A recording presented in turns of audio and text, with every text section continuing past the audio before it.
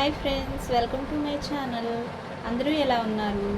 ఈరోజు మన వీడియోలో టీ టైం కేక్ లేదా స్పాంజ్ కేక్ ఎలా చేసుకోవాలో, పర్ఫెక్ట్గా ఎలా చేసుకోవాలో కొలతలు, అలాగే నేను ఏమేం బ్రాండ్ యూజ్ చేస్తున్నాను అనేది ఈ వీడియోలో చెప్పబోతున్నానండి. వీడియో లాస్ట్ వరకు చూసినట్లయితే మీకు అర్థమవుతుంది.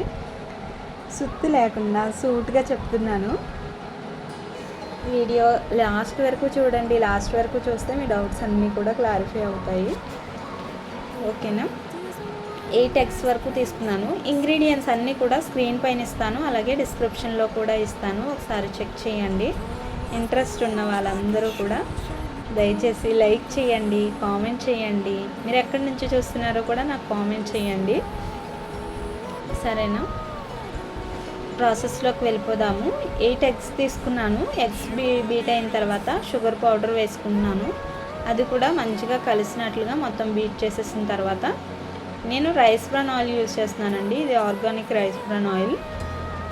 నేను ఇది ఇంట్లో వంటకి ఇదే యూజ్ చేస్తాను. ఈ ఆయిలే ఉంటుంది కాబట్టి నేను ఇదే కేక్స్ కూడా యూజ్ చేస్తాను. ఇది చాలా కాస్ట్ ఎక్కువ అండి. అంటే నా కేక్స్ చాలా కాస్ట్లీ అనేసి ఒక కస్టమర్ అన్నారు. అంత కాస్ట్ అయితే ఏమి ఉండదు. బయట హోమ్ బేకర్స్ తీసుకునేంత కాస్ట్ నేను తీసుకోవట్లేదు. బేకరీ మీద నా దగ్గర ఒక 100 రూపీస్ ఏమో ఎక్స్ట్రా ఉంటుంది అంతే. అంతకు మించి ఏమో ఎక్స్ట్రా అయితే నేను తీసుకోను. నేను క్వాలిటీ మెయింటైన్ చేస్తున్నాను. క్వాలిటీ మెయింటైన్ చేసినప్పుడు నేను కాస్ట్ కూడా మరి ఎక్కువే పెట్టుకుంటాను కదా, నాకు అవ్వాలి కదా. ఓకేనా? నేను యూజ్ చేసే బ్రాండ్స్ అన్నీ కూడా చూపిస్తున్నాను. ఒకవేళ మీరు ఆన్లైన్లో చూసి చెక్ చేసుకోండి, లేదంటే షాప్లో చెక్ చేసుకోండి. అన్నీ కూడా క్వాలిటీ మెయింటైన్ చేసి నేను యూజ్ చేస్తున్నాను. హెల్తీగా, హైజీనిక్గా హోమ్ బేకర్స్ చేస్తారండి. దానికి బోలెడు క్వశ్చన్స్ వస్తాయి.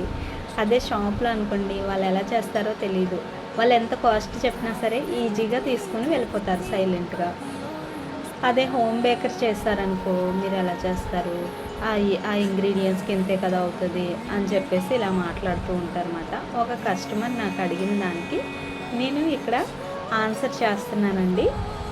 ఓకేనా? రిబ్బన్ కన్సిస్టెన్సీ వచ్చేంత వరకు కూడా ఇది మనం బీట్ చేసేసి కలిపేసిన తర్వాత ఇది మనం టిన్ సైజ్ కూడా ఇంపార్టెంట్ అండి.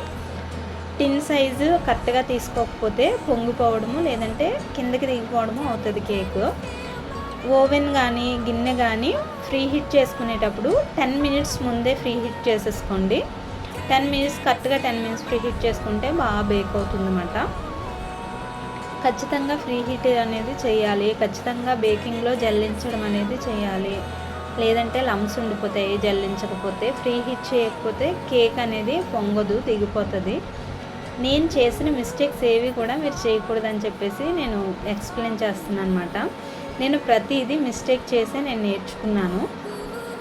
ఈ కేక్స్ అన్నీ కూడా నేను నేర్చుకున్న కేక్సే, ఏమీ ఫ్రీగా అయితే కాదులేండి. నేను కూడా ఈ కేక్స్ చేయడానికి అమౌంట్ అయితే పెట్టాను. కాకపోతే మీకు నేను ఫ్రీగా వీడియో రూపంలో ఇస్తున్నాను. ఇంకా మీ ఫ్రెండ్స్ కానీ ఫ్యామిలీస్ కానీ ఎవరికైనా కావాలి కేక్ వీడియోస్ అనుకుంటే ఈ లింక్ని షేర్ చేయండి. కొత్తగా ఎవరైనా చూస్తున్నట్లయితే సబ్స్క్రైబ్ చేసుకోండి. ఈ గిన్నెలో వేసిన బ్యాటర్ అంతా వేసేసిన తర్వాత ఒకసారి ట్యాప్ చేయండి. ట్యాప్ చేయడం ద్వారా దానిలో ఉన్న ఎయిర్ బబుల్స్ అన్నీ పైకి వచ్చేసి క్లీన్గా మంచిగా అవుతుంది బేకింగ్ అయినప్పుడు. లేదంటే అక్కడక్కడ హోల్స్ పడిపోతుంది కేక్ అంతా కూడా. ఇది ఫ్రీ హీటెడ్ ఓవెన్లో కానీ గిన్నెలో కానీ పెట్టేసుకుని 1 kg వచ్చిందండి. 1 kg పైనే వస్తుంది. చూసారా వెయిట్? చూసారా? 1100 grams పైనే వచ్చింది. ఇంకా నాదైతే చిన్న వెయిట్ మిషన్ కాబట్టి అలా కనిపిస్తుంది.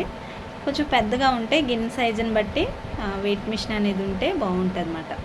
ప్రీ హీటెడ్ ఓవెన్లో కానీ గ్యాస్లో కానీ పెట్టేసి దీన్ని ఒక 50 minutes అలా వదిలేయండి.